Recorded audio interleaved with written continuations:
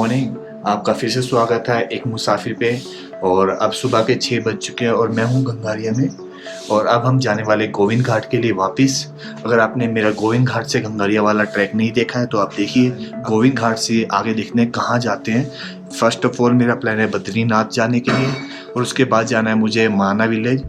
माना विलेज में कह रहे हैं कि एंट्री अलाउड नहीं है इस टाइम पे। अब ब्रेकफास्ट करके हम गंगारिया से निकल चुके हैं और गोविंद घाट जाने वाले हैं। टाइम बज चुके हैं सुबह के 7। ये है कि ये पूरा गांव ना खच्चरों पे डिपेंड है, घोड़ों पे या म्यून्स पे।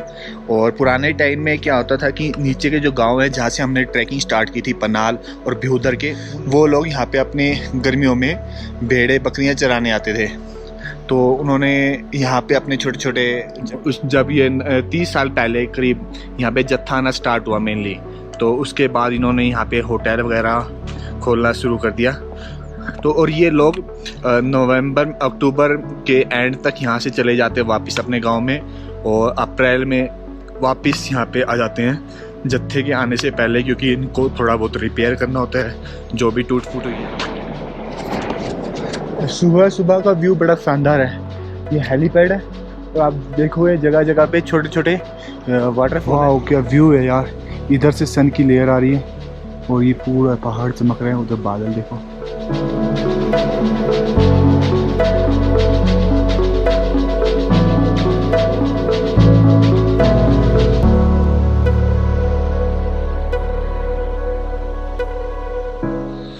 दो घंटे 20 मिनट में हमने 9 किलोमीटर कवर कर लिए हैं। अब यहाँ का एल्टीट्यूड है 2000 मीटर और हम 1000 मीटर नीचे आ चुके हैं गंगारिया से। और अब मैं पुलाना से गोविंद घाट जा रहा हूँ पहाड़ी बंजारे के साथ, मिस्टर पांडे जी के साथ और इनकी बाइक पे। और वहाँ से मैं अपनी बाइक उठाऊँगा गोविंद घाट से, फिर इनके साथ मेरे को जाना है बद्रीनाथ। और बाइक को थोड़ा सफाई का और ये सामान से बिखरा पड़ा है।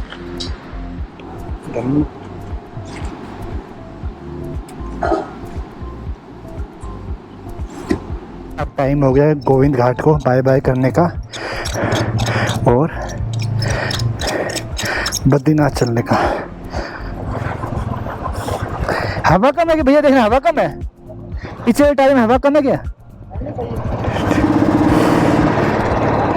4 धाम यात्रा मार्ग पे हैं और ये सीधा जा रहा है बद्रीनाथ रोड, जो कि यहाँ से है अराउंड 30 किलोमीटर। और ये सारा रोड टूटा हुआ है इस टाइम पे, हर जगह कंस्ट्रक्शन चल रहा है रोड चौड़ा होने का, इसलिए। और कहीं कहीं पे तो लैंडस्लाइड हुई हुई है, इसलिए यह हालत ऐसी है।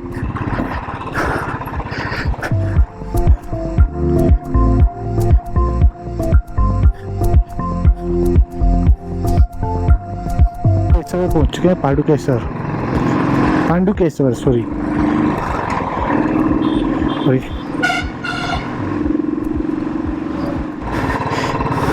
वो पूरा वैली कितनी प्यारी लग रही है, पूरा गांव। और ये नीचे अलकनंदा रिवर बह रही है।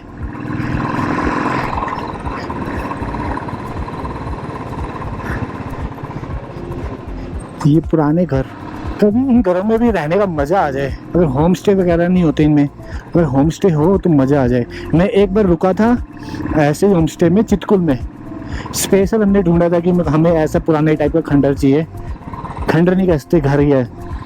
वहाँ पे हम ऐसे ही एक घर में रुके थे। हमारी अच्छी खासी चेकिंग हुई है, हमारे पास क्या क्या डॉक्यूमेंट थे, ई पास की, सब चीज़ की। और अब हम जा रहे हैं बद्रीनाथ के लिए। और रोड देखो कितने प्यारा है इस टाइम पे।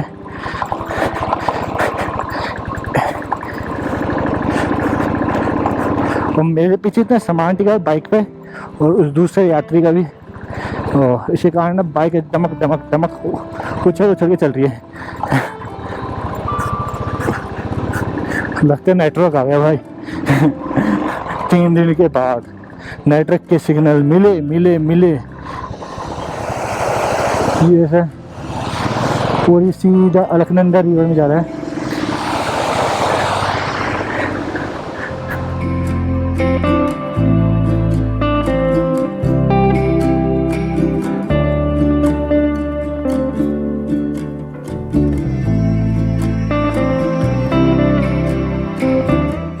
नदी, गहरी नदी, और ये देखो मजा आ गया भाई। ये गवर्नमेंट का बड़ा चैलेंज है इसे डबल लेन बनाने का, ऐसे पहाड़ काटना।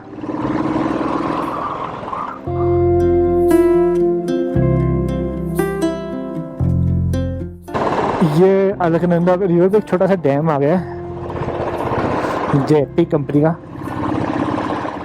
ये देखिए।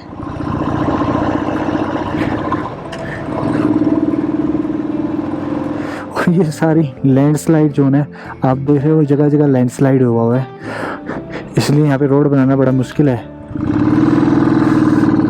ये वही वाला पहाड़ है जो आपने वैली ऑफ फ्लावर से देखा होगा, जहाँ पे पिनाका ग्लेशियर था और जो लक्ष्मण गंगा नदी का उद्गम स्थल है, ये वही वाला पहाड़ था दूसरी तरफ से था। अगर आप ट्रैकिंग के शौकीन हैं और राइडिंग कम पसंद है तो आप गंगारिया विलेज से, जो कि आपने लास्ट वीडियो में देखा हमने गंगारिया से वैली ऑफ फ्लावर ट्रैक किया था, वहाँ से होते हुए आप बद्रीनाथ तक की ट्रैक कर सकते हो, जो कि 28 किलोमीटर पड़ता है।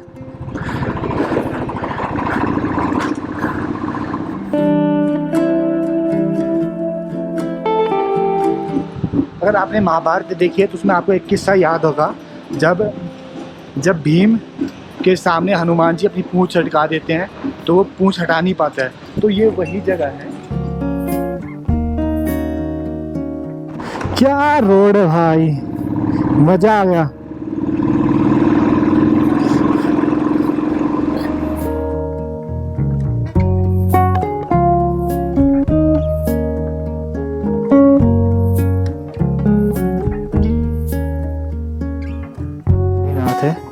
और ये चेकिंग पॉइंट, यहाँ पे एंट्री करवानी है। HR-26 तो इंडियन आर्मी का हेलीकॉप्टर है।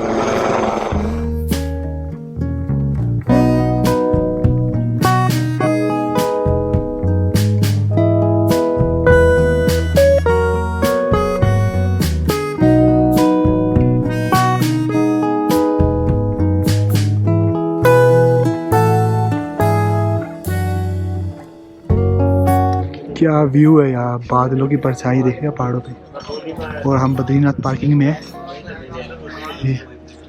अब हम बद्रीनाथ मंदिर आ गए हैं और ये बद्रीनाथ की गलियाँ,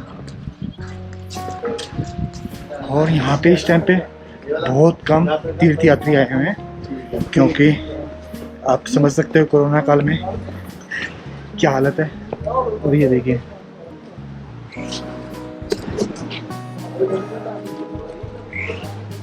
जब 3 दिन से नेटवर्क से बाहर तो बंदा सूद बुद भूल के बस इंटरनेट चलाना है, सारे के सारे वो क्या कहते हैं मैसेजेस और वो रिप्लाई करने।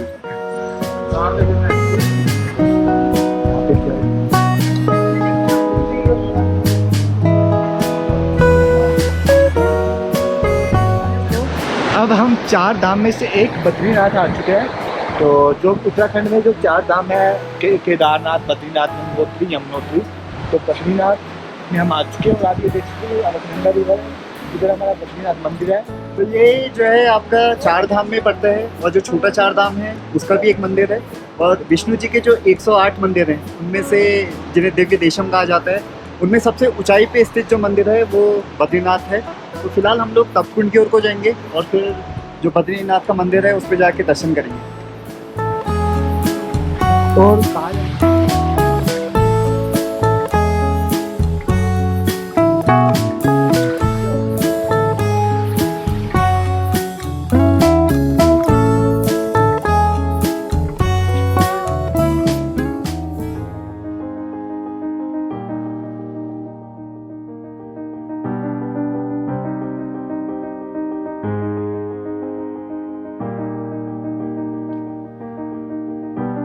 जा रहे हैं पहले तप्ता कुंड, उसके बाद मंदिर में दर्शन करेंगे। मेरे जस्ट सामने गरुड़ शिला है और आदिकेश्वर मंदिर, और जिसके अभी कपाट खुले नहीं हैं। कोरोना वायरस के कारण तप्ता कुंड को बंद कर दिया गया है सेफ्टी पर्पज़ से, और इसलिए अब हम मंदिर की तरफ जा रहे हैं।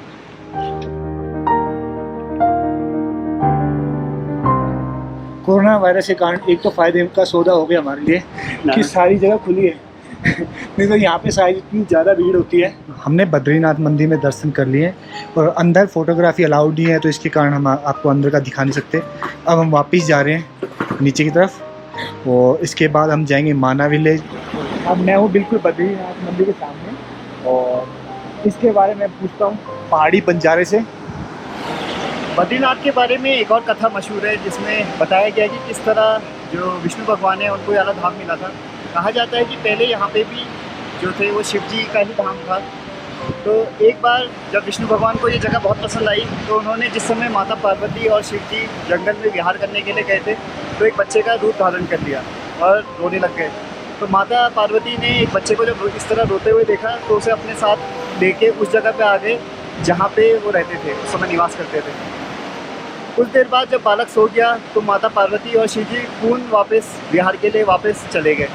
जब वो वापस आए, तब तक भगवान विष्णु ने अंदर से दरवाज़ा जो था वो बंद कर दिया था, और वापस जब माता पार्वती और शिव जी ने उसे खोलने के लिए कहा, तो उन्होंने मना कर दिया और भगवान शिव से प्रार्थना की कि उनके पास तो पहले से ही केदार धाम है करके, तो ये धाम उन्हें बहुत पसंद आया, तो उन्हें यहाँ निवास करने दीजिए।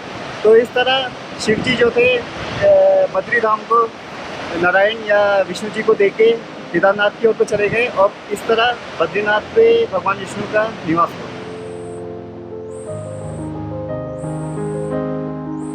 अब हम माना विलेज की तरफ जा रहे हैं। बद्रीनाथ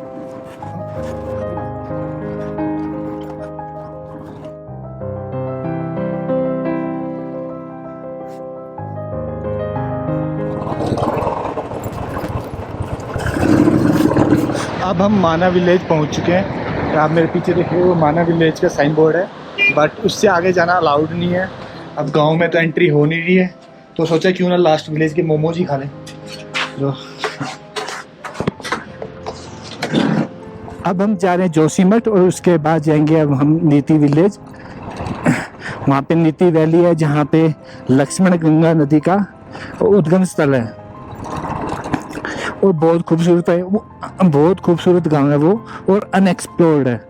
तो मेरा तो पहला लक्ष्य वही था कि माना से ज़रूरी मेरे को तो नीति। तो अब चलते हैं नीति वैली और नीति विलेज। वहाँ की भी रामायण और महाभारत में काफ़ी अहमियत है उस गांव की। एक भगवान शिव का गुफा है, उसमें चलेंगे। उसके लिए लगभग 3 किलोमीटर ट्रैक करना होता है। तो पहले चलते हैं अभी जोशीमठ,